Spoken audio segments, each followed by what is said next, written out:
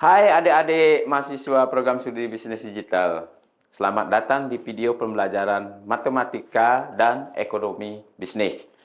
Oke, pada pertemuan pertama ini kita akan membahas satu topik penting, yaitu manfaat matematika dalam bidang ekonomi. Oke, sebelum kita mulai, pernahkah kalian membayangkan bagaimana perusahaan digital seperti Gojek, Tokopedia, atau Netflix bisa mengambil keputusan bisnis dengan cepat dan tepat?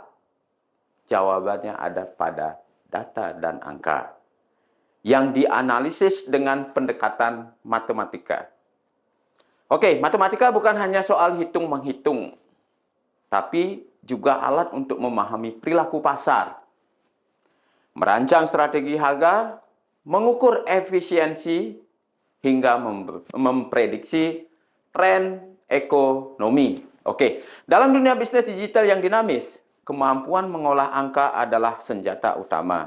Jadi, mari kita gali bersama bagaimana matematika bekerja di balik layar pengambilan keputusan ekonomi. Oke, sekarang saya ilustrasikan manfaat matematika dalam bidang ekonomi seperti peta dan kompas bagi seorang penjelajah atau petualang. Seorang penjelajah pastinya membutuhkan suatu peta guna melihat gambaran besar wilayah yang akan ditempuhnya, memahami rute tercepat dan menghindari jalur berbahaya. Kemudian kompas gunanya adalah untuk membantu menentukan arah yang tepat di tengah perjalanan. Oke, tanpa peta dan kompas, penjelajah beresiko tersesat atau mengambil rute yang salah. Dalam ekonomi, matematika adalah peta dan kompas. Kenapa?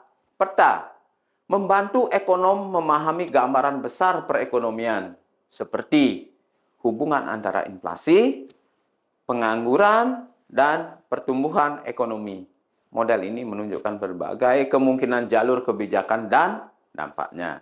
Kompas fungsinya untuk memberikan arah yang tepat dalam pengambilan keputusan, seperti menentukan suku bunga yang optimal, meramalkan tren pasar, dan mengukur risiko investasi. Oke, kali ini saya akan menjelaskan manfaat matematika dalam bidang ekonomi. Yang pertama adalah analisis dan peramalan.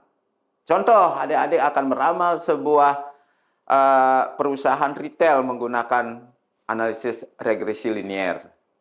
Oke, untuk memprediksi penjualan produk di masa depan, kita memerlukan data historis, yaitu contohnya penjualan selama 5 tahun terakhir.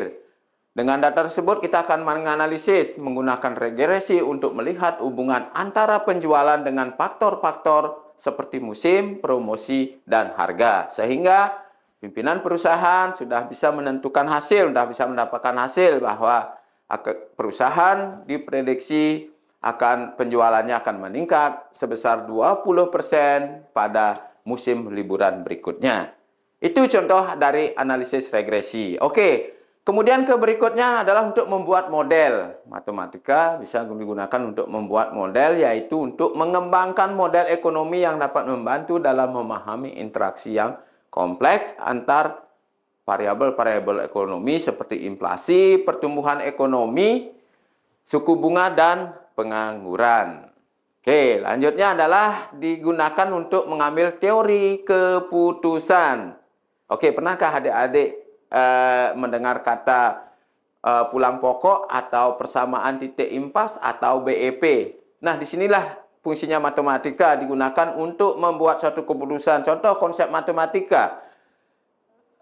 Untuk menentukan titik impas, rumusnya adalah biaya tetap dibagi harga per unit dikurang biaya variabel per unit. Contoh, misalnya dalam suatu perusahaan, biaya tetap yang dikeluarkan oleh perusahaan itu adalah 500 juta.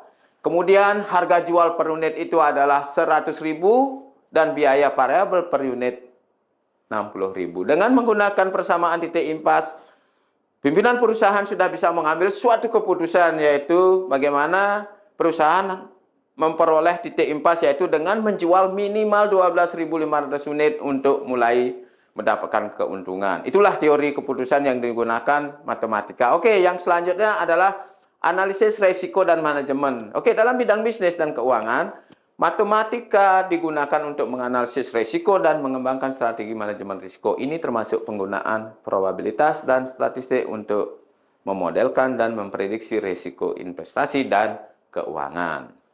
Selanjutnya sudah pasti matematika tidak bisa lepas dengan keuangan dan investasi, yaitu sangat penting dalam analisis keuangan dan investasi, seperti menghitung nilai sekarang, nilai masa depan, tingkat pengembalian investasi, seperti menggunakan bunga majemuk, penilaian obligasi, dan penilaian saham. Berikutnya adalah optimasi.